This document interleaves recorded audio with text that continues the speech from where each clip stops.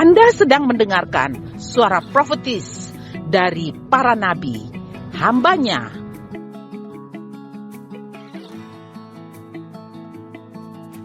Dengarkanlah dan lakukanlah perintah Tuhan melalui para nabi, maka engkau akan berhasil. Selamat mendengarkan. Shalom. Silakan duduk.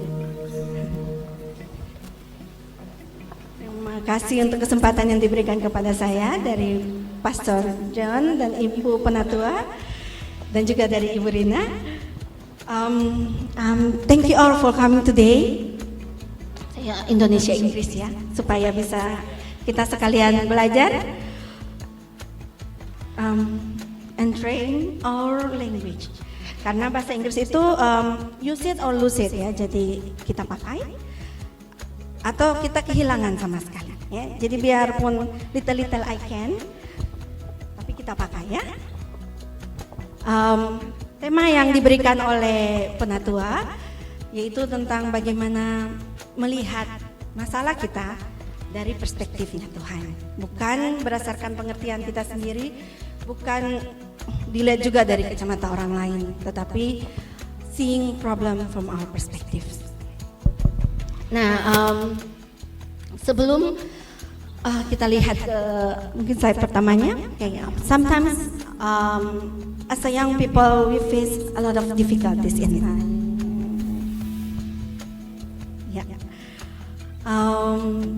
Problem in here is not only about like besok beta mau pakai baju apa, atau besok beta ke sekolah atau ke kampus dengan siapa, numpang di siapa, atau mungkin problem berkaitan dengan money ya atau finance ya.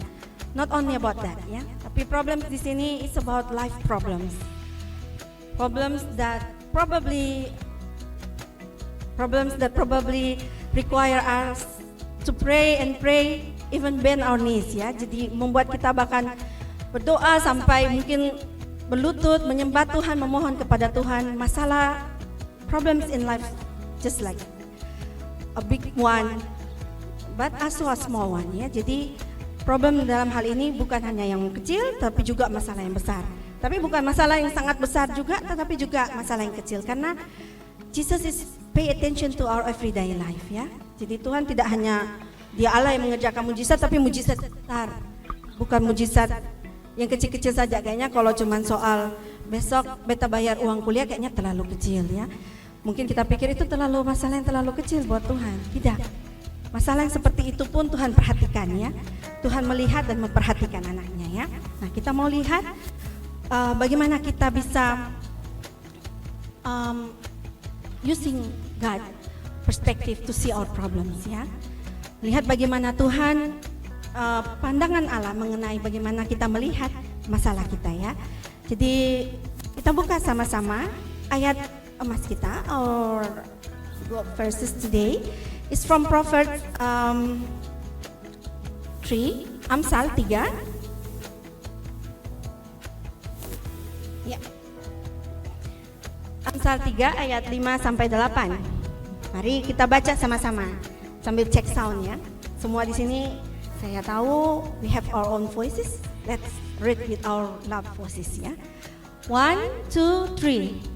Trust the Lord completely and do not depend on your own knowledge.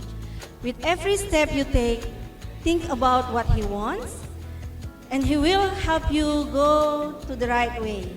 Do not trust in your own wisdom, but fear and respect the Lord, and stay away from evil. If you do this, it will be like a refreshing drink and medicine for your body. Jadi mungkin ini ayat hafalan kita ya. Barangkali most of you already remember these verses ya. Percaya kepada Tuhan dengan segenap hati ya. Kalau bahasa Indonesianya, percaya kepada Tuhan, trust in the Lord ya. Saya berusaha memakai bahasa Inggris terjemahan yang easy to read versionnya. Jadi ya sedikit-sedikit kita agak mengerti apa yang tertulis di sana ya. Jadi trust in the Lord with all of you ya. Jadi completely di sini berarti seluruhnya. percaya kepada Tuhan and do not depend on your own knowledge. Atau terjemahan yang lain juga bilang jangan hanya bersandar kepada pengertianmu sendiri ya. Jadi percaya kepada Tuhan dengan sepenuh hati, completely sepenuh hati berarti tidak bisa percaya tapi barangkali juga sonde. Tidak, completely ya, sepenuhnya, sebulatnya ya, complete. Itu harus percaya. Jadi slide berikutnya. Kalau kita menaruh, if we put our trust in the Lord, if we believe in Him completely, itu di ayat bacaan kita di ayat yang ke-8 bilang, it's just like a refreshing to our soul ya. Jadi mungkin slide yang berikutnya. Ya, semua tahu ya ini adalah air jeruk. Mau taruh minuman yang lain nanti saya dipikir endorse dari minuman yang lain. Jadi kita pakai minuman yang paling sehat. It's a refreshing drink and healthy for our body ya. Jadi kalau misalnya pulang sekolah atau pulang dari kampus atau pulang dari aktivitas, it's in the noon ya, siang hari, terus it's very hot outside. Turun dari bemo barangkali desak-desakan. Lalu kemudian misalnya slide-nya masih bisa tetap ada, please, thank you. Lalu kita sampai rumah, taruh tas, taruh barang kita dan langsung menuju ke fridge. We open the fridge and we see this drink. Lalu kita minum, bagaimana rasanya? Segar ya. Nah, firman Allah yang tadi kita baca di Proverbs 3 ayat 5-8 tadi, when we put our trust in the Lord and we trust in Him completely and not lean on our understanding, itu seperti rasanya seperti kita minum minuman yang segar itu, ya. Perasaan damai sejahtera yang dari Allah ada dalam hidup kita. Tapi apakah masalah kita selesai? Akan diselesaikan, ya. Jadi taruh dulu kepercayaan kita, put your trust in the Lord. Dan itu yang akan membuat kita penuh dengan damai sejahtera Allah. Seperti kita minum minuman yang menyegarkan tadi ya. Nah hari ini kita akan belajar tentang, we will learn from two people, but mostly from one person only. It's from the story of Elisha and Gehazi. Elisha, siapa yang tahu Elisha? Who is Elisha? Itu teman saya di sebelah ya. Ini descendants-nya of Elisha ya.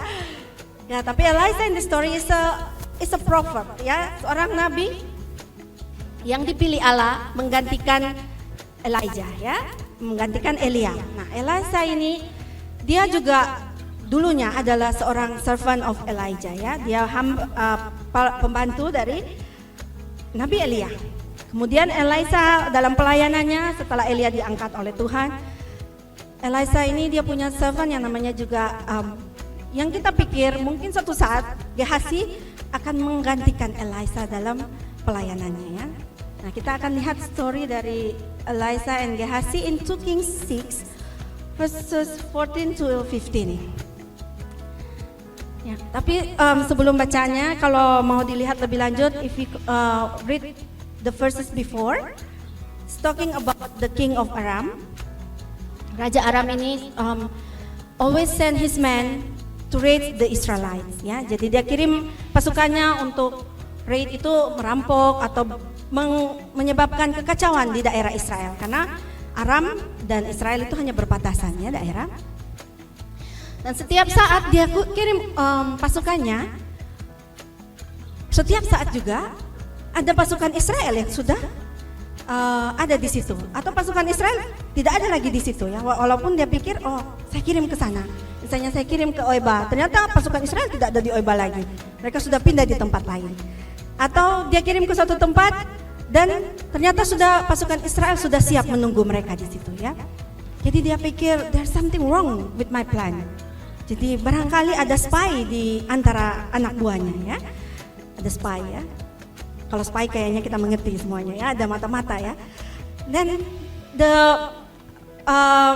anak buahnya bilang, oh tidak, no Raja, tidak ada spy di antara kita. Tetapi whatever you say in your courtroom, di depan anak buahnya, or even that you speak in the bedroom, apa yang kamu omong di tempat tidurmu itu Allahnya Israel mendengarnya dan ada satu nabi di sana yang menyampaikannya kepada Raja Israel. Ya, jadi ya kalau pepatah bilang jangan bicarakan orang lainnya, bahkan dinding-dinding ini punya telinga. Nah, kira-kira itu yang terjadi pada dinding-dinding kamar tidurnya Raja Aram ini ya. Dan dia bilang, oh, find that prophet, ya, cari orang itu siapa? Lalu mereka bilang, oh, namanya Elisa. And then where he is now? Raja Aram lalu mencari dan mereka bilang dia ada di suatu kota yang namanya Dotan. And then kita baca di 2 Raja-Raja, 2 Kings chapter 6, 2 Raja-Raja 6 ayat 14 dan 15 ya. Dalam 2 Raja-Raja ini kita lihat raja itu mengirim pasukannya, and the king of Aram sent horses, chariots ya. Jadi horses itu pasukan berkudanya, chariots itu pasukan yang naik kereta kuda ya. Yang lebih besar lagi, and a large army to Dotan ya. Ke kota Dotan where Elisa lived there ya. And then they arrived at night and surrounded the city. Jadi mereka sudah sampai malam hari, mereka mengepung kota itu. Surrounded the city, it means that nobody can go out the city ya, karena sudah dikepung oleh pasukan dari Raja Aram ini. And then Elisa servant, siapa namanya tadi? Gehazi, got up early that morning. When he went outside, he saw an army with horses and chariots all around the city. Jadi mungkin dia bangun tidur, mungkin barangkali mau menikmati udara pagi. And then he opened the door and see there's a lot of army there. Dan mereka pasti sudah tahu itu bukan army dari Israelites ya, tapi army dari Aram. Arameans army, they surrounded the city, and then Gehazi melihat itu adalah suatu problem yang sangat besar ya.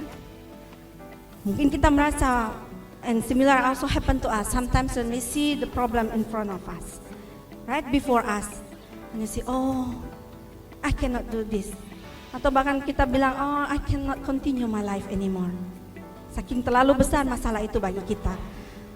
Maka masalah itu mungkin membuat kita seperti Gehazi. Yang dia lakukan barangkali mungkin dia gemetar ya. Kita nggak tahu bagaimana ceritanya ya. Barangkali ketika dia buka dan dia lihat, oh, banyak sekali pasukan yang datang mengepung Dotan, kota yang kecil ya, tetapi dikepung oleh pasukan yang begitu banyak. Di situ di Alkitab katakan a large army. Berarti bukan 1 or 2. Pasukan yang sangat besar. Ada gambar yang berikutnya. Dan pasukan yang kira-kira sebanyak ini ya.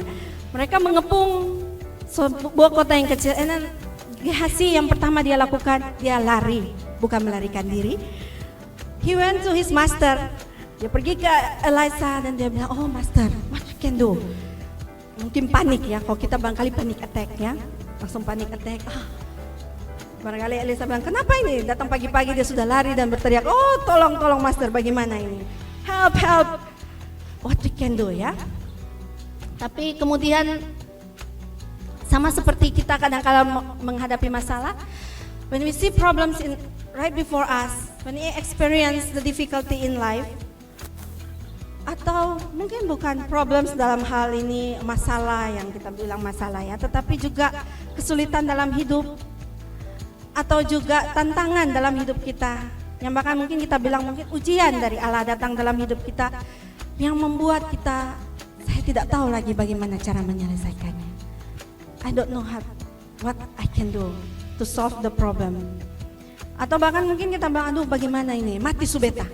Nah kadang-kala anak muda kan suka bilang mati subeta, padahal tidak, kita masih bisa hidup ya. Dan jangan langsung mati subeta ya. Jadi masih ada jalan keluar. Nah, seperti itu yang dilakukan oleh Gehazi. Dia berlari, untung dia mencari orang yang tepat. Dia pergi ke Elisa dan master, what we can do ya. And then apa yang terjadi selanjutnya? Kemudian kita lihat di ayat yang berikutnya, apa yang disampaikan Elisa kepada Gehazi. Mari kita baca sama-sama. 2 Kings chapter 6 verses 16. 1, 2, 3. Elisa said, don't be afraid. The army that fights for us larger than the army that fights for Aram. Ya. Jadi there's 2 things that Elisa said here. First, don't be afraid. Coba bilang di kiri kanannya, don't be afraid. Ada masalah, Ada masalah? Don't be afraid, ya.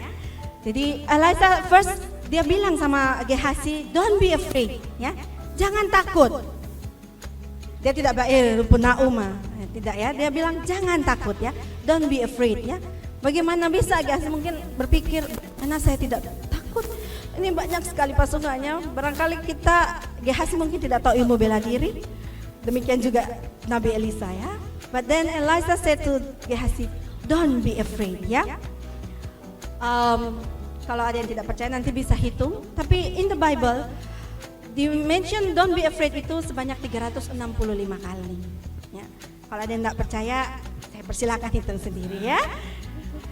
Jadi sebanyak 365 kali, artinya setiap hari Tuhan berfirman kepada kita, God speak to you, don't be afraid. Ya. Masalah apa hari ini? Don't be afraid ya. Percaya saja ya, jangan takut, don't be afraid. And then Elijah continue by saying that, the army that fights for us is larger than the army that fights for Aram. Ya. Mungkin ketika pertama kali Gehazi listen to this word, the army that fights for us, mana arminya ya? Bukan arminya BTS ya, bukan? Tapi arminya Aram ya. Jadi Gehazi mungkin bilang the army that fight for us. Ini Elijah mungkin masih mimpi kan? Dia bilang ada army that fight for us. It's larger than the army that fights for Aram ya. Bagi Gehazi satu yang pertama, don't be afraid. Dia mesti tidak takut. And then Elijah say that the army that fights for us, army that fight for us ya. Pasukan yang akan berperang untuk kita itu lebih besar daripada itu pasukan Aram yang ada di depan mata kita ya. Nah, ayat yang sama dibunyikan juga di dalam Perjanjian Baru. Kita lihat sama-sama. Di 1 John chapter 4 verses 4. You, dear children, are from God and have overcome them. Because the one who is in you is greater than the one who is in the world. Jadi, siapa yang ada di dalam kita lebih besar dari apapun yang ada di dunia ini ya. Percaya seperti pada Gehazi ya. Army that fight for us is larger than this army. Tuhan Yesus melalui hambanya menyampaikan juga dalam Perjanjian Baru ini, yaitu roh yang di dalam kita itu lebih besar daripada apapun yang ada di dunia ini ya. Jadi jangan takut, do not be afraid. Kalau kita anak Tuhan, if you believe you are a dear children of God, then you must believe that the Spirit is in you is greater than anything in the world ya. Kenapa? Karena kita punya our own mighty protector ya. Kita punya pembela kita yang besar, pembela yang agung ya. Jadi seperti yang dialami oleh Gehazi, kita juga melihat problem kita, masalah kita, boleh datang, come to our ways ya. Tapi the one that is in me is greater than the one that outside everywhere ya. Tapi kita percaya, kita taruh kepercayaan kita bahwa kita memiliki protector. We have a mighty one ya, yang mengalahkan maut untuk bisa sama-sama dengan kita ya. 3 hari Tuhan Yesus dikuburkan, 3 hari dia bangkit untuk menunjukkan bahwa dia berhasil mengalahkan semuanya ya. Melintasi alam maut sekalipun dia datang dan untuk ada bersama-sama dengan kita ya. Jadi taruh dalam hati kita masing-masing ya. If we facing difficulties, problems, remember, don't be afraid. And then remember that the Holy Spirit is in you ya. Jangan khawatir, jangan takut. Ada Roh Kudus di dalam hati kita ya. Jadi seperti yang selanjutnya terjadi di dalam kisah Elijah dan Gehazi ini ya. And then probably kita mungkin masih sama seperti Gehazi. Waktu dia bilang there is an army that fight for us. Itu arminya ada di mana ya. Lalu kemudian Elijah says, continue our reading today. Elijah say, then Elijah prayed and said, Lord, I ask you open my servant eyes so that he can see. Ya. Elijah berdoa kepada Tuhan. Lalu dia bilang, tolong buka mata hambaku ini ya. Apakah Gehazi itu buta pada saat cerita ini? Tidak. Tapi dia tidak punya penglihatan supernatural ya. Dia tidak punya visi ke depannya. Yang dia lihat masalah yang di depan ini. Waktu Elisa bilang ada army yang akan fight for them. Dia bilang, yang mana ini army? Tidak kelihatan ya. Makanya Elisa mesti berdoa kepada Tuhan dan dia bilang, buka matanya Gehazi, so he can see, supaya dia bisa melihat ya. Kadang, dan itu yang harus kita lakukan dalam hidup kita. When we face difficulties, pray, berdoa dan bilang, God, please open my eyes. Untuk kita bisa melihat salvation that comes from the Lord ya. Untuk bisa melihat dan percaya ada rencana Tuhan yang indah dalam hidup kita. Jadi kadang kala the problems is blinding us, overwhelm us ya. Bikin kita jadi tidak dapat berkata-kata lagi, habis kekuatan dalam hidup kita ya. It's weaken us ya. Ketika kita hanya melihat problem. Makanya kita berdoa seperti Elisa berdoa kepada Gehazi. Open our eyes. Buka mataku Tuhan, agar aku bisa melihat keselamatan yang daripadamu ya. Percaya Tuhan menyediakan dan menjawab setiap masalah dalam hidup kita. Hanya kita perlu menaruh kepercayaan kita dan melihat keselamatan yang dari Dia. And then the Lord opened the eyes of the young man, the Gehazi, and then the servant saw the mountain was full of horses and chariots of fire. They were all around Elisa. Ya. Kalau kita lihat gambar berikutnya ya. Jadi ketika Tuhan, when God opened Gehazi eyes, then now he can see. He can see the army that God sends for them. Ya. Kalau arminya Aramite cuma naik kereta kuda, horses, chariots ya. Tapi yang dikirimkan Tuhan adalah kereta berkuda tapi berapi ya. Jadi kayaknya satu aja itu udah bisa mengalahkan semuanya ya. Tapi Tuhan kirim juga a large army of him ya. Jadi mungkin kita tidak akan mengalami seperti yang dialami oleh Gehazi ya. Tetapi ingat tadi, Spirit is in you is bigger than anything in the world ya. Percaya saja Tuhan mengirimkan pasukannya berjaga untukmu, mengirimkan pasukannya, dan bahkan kalau nanti kita akan lihat yang lainnya ya. Bahkan dia mengorbankan dirinya, mati di kayu salib ya. Apakah yang lainnya tidak bisa dia berikan buat anaknya ya? Hidupnya sendiri, his own life, dia sudah berikan buat kita. Masa yang lain tidak ya? Jadi masalah dalam hidup kita memang akan selalu terjadi dalam hidup kita. Apalagi we are still young. We have to learn many things and we have to learn to put our trust in the Lord ya. Jadi sometimes the problems come, everything comes in our life. Itu dipakai Allah untuk mendatangkan kebaikan bagi kita ya. Nah, kita lihat lanjutan ceritanya. Kemudian Gehazi melihat army ini dan dia akhirnya percaya. Timbul kepercayaan dalam hatinya. Kemudian yang dilakukan oleh tentara Tuhan, the army of God, they don't fight each other, no. Tentara Tuhan ini, Tuhan cuman bertanya apa yang harus dilakukan dan Elisa say that blind them ya. Jadi mereka semua tiba-tiba menjadi buta pasukan itu. Then we continue the story. Elisa bring the army of Arameans army and then before the king of Israelite. Jadi king ini dia kaget pagi-pagi lihat sudah banyak tahanan perangnya dia datang ya. Lalu dia bilang, should we kill them? Tidak, Elisa say, kasih mereka makan. Lalu diberi makan dan kemudian army itu dikirim pulang kembali ya. Dan hasilnya sejak saat itu, next slide please. The Arameans did not send any more soldiers into the land of Israelite to make raids ya. Tidak ada lagi masalah yang ditimbulkan Aramites ya.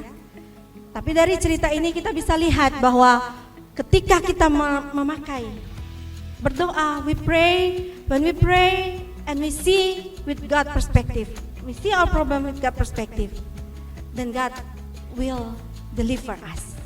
Dia akan menyelamatkan kita, bahkan dia akan menyelesaikan masalah untuk kita. We just need to put our trust in Him and wait for His time, ya. Jadi jangan put our trust in Him tapi kemudian kita ragu-ragu. Remember our first verses.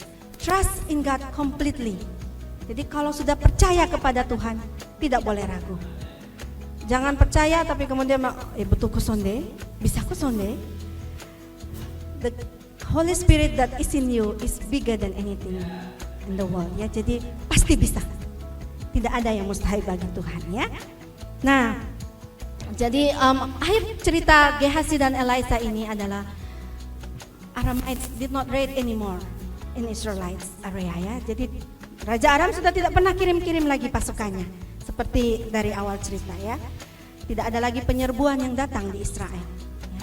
Karena mereka memperlakukan tahanan perang dengan baik ya, diberi makan lalu dikirim pulang ya. Padahal niatnya mau menyerbu ya pastor ya. Tetapi mereka dapat makan, dikasihi dan kemudian mereka balik kembali ya. Jadi jalan Allah, His way is far greater than your own way ya. Kita mungkin mau menyelesaikan masalah kita with our own understanding ya. Mungkin kita pikir this is the best way for us. No. Tuhan punya rencana yang terbaik buat kamu ya, buat kita semua. Pastikan itu yang terjadi dalam hidup kita. Jadi jangan pakai akal pikiran kita, jangan pakai our own understanding, our own way untuk menyelesaikan masalah ya. Please use God way ya. Bagaimana kita bisa tahu God ways? Bagaimana kita bisa put God perspective in our mind so we can see the problem from God perspective ya?